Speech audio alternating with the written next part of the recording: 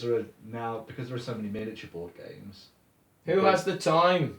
Well, yeah, but like for example, like with Conan or Doom, like there's huge amounts of really cool miniatures in these games that people want to play with, and they can just immediately break them out of the box and stop playing the game, and then they go and pick up something like Rune Wars, or they pick up I don't know, like 140k. I strongly disagree with this because that's a hobby. No, but rather than a game. no, but the point is that a lot of people are coming over from board games into miniatures games and being like, these aren't. What they Well, should just- do though is they should No, just no, release look- skirmish games that do that. No, well, that's Yeah. that's what Games Workshop are doing now. But one of the big things that came out a couple of years ago when this first started to happen, At this rate, I'm going to actually publish this as an actual discussion just about the state of the industry. a couple of years ago, Mantic came out with a game called Dreadball. Now, Dreadball is like a fantasy football game, so it's like Blood Bowl or whatever, right?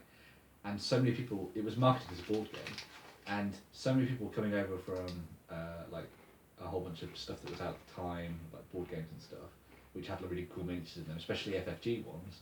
And I'm not Cool Mini or not. and I'm not joking when I say this. They opened their copy of Dreadball and then emailed Mantic and said, "My models are broken." That's Or, "My models are not assembled. What's the deal with this?" WTO. And they were like, "No, that's the way they're meant to be." And they were like, "Well, this was sold under false, but this was meant to be a board game kind of thing." On the box cover, all the people have got their limbs on Exactly. Yeah. and they're painted. Exactly. So, but yeah. Wow. When you originally said miniature board games, I was thinking like travel size, That's Yeah. funny. not like.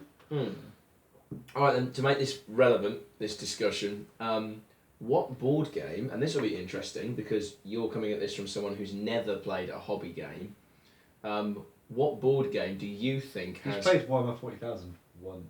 Like, no, I've played it a fair few times, just not Okay. with you folks. Right, then. He was cool before he met us. Do you think has the best miniatures? And I don't mean like...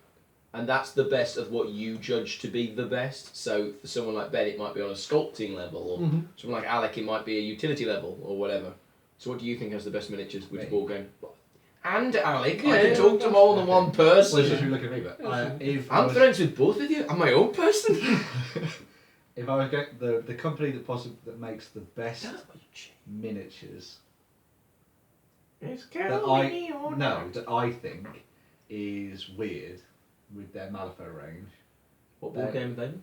Oh, you mean? Oh, sorry, I thought you meant best miniatures. No one cares. This is a Oh. board game channel. Oh, okay. No one cares Well, about your loser. Well, in terms of miniatures games, it would be weird. Okay. Malifaux. Or They're Corvus horrible to Belli put together. with Infinity, but they're just insane, and nobody should buy metal miniatures anymore. It's a waste of time. But that's just my personal opinion. What, everything else you said has been fact. Yeah. Actually, up to this point, most of it has been fact, but I'd say, actually, I think FFG are really kicking it out of the park when it comes to their plastics now. Like, the ones that... Pick a game.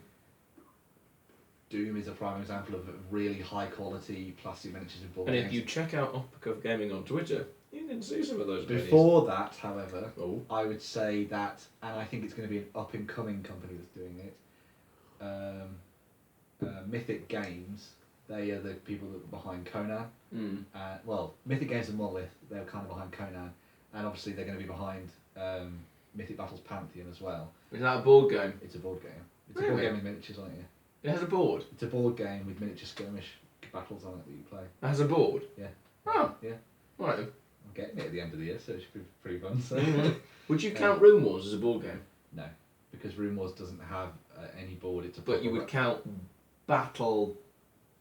Oh, what's it called? The one on the Battle hex. Law. Battle Law. Battle Law is different. There is that Rune Wars. I keep pointing like people can see it. Rune I'll go and Wars- get some of the pretty figures. Rune Wars is like a hobby war game. Battle Law and games of its ilk are what's just classified as simply just war games. So Memoir 44 is in the same category as Battle Law. In that It's a respect, pretty miniature. I am zooming in, don't worry. as you ruined my image. I'll ruin your miniatures, you woman. So yeah, so like this is a miniature war game, whereas Memoir 44 and Battle Law, they're board games done in a war game style. So Yeah. they're old style war games. If they actually have a board on which you play. Is there anything else I should show? Is that sufficient? That's fine. Cool. But I need to move them up a cock or something here. but yeah, so it's almost like like the old style of war games before they even turned into miniatures were hex based stuff. Yeah. that was what wargaming was. It's And all then- well. It's the Twilight Struggle little Yeah. chits, isn't yeah, it? and Memoir 44 and all that kind of Cool. And then it transitioned into miniatures. Memoir 44's got miniatures. No, but it used to just have little cardboard things. Memoir 44. Yeah. I'm pretty sure Memoir 44 has only ever existed as miniatures. I thought it had little tiny. I think it was because that a lot of people would say that's not a war game. You see. No, but that's a war game. I've just explained the definition between. No, I know, but I think war gamers, in the same way that like Miniature war there are gamers. camera members that would say that BrewDog isn't ale, isn't Right. real beer. You know what I mean? But anyone that drinks beer would say, yeah, of course that's real beer. But Go on then, Alec. El Grande. All you need. It's wood. All you need. Cubes. A little Not wooden even the new cubes. one. No. Not even the new All one. you need is little wooden cubes And a big and a dildo good kid. imagination. That's all you need. No, I mean, I haven't really played many, but I like the different meeples in Caverna. They're fun.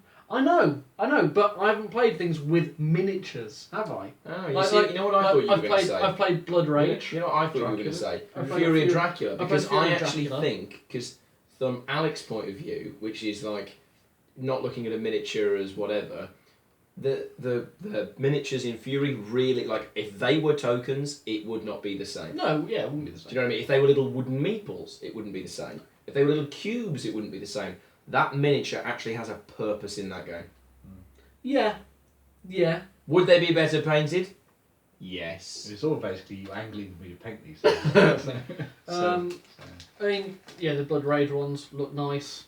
I think you probably quite like the ones from Conan. If you played Conan, I think you quite like those. Yeah, I haven't seen those ones yet, actually.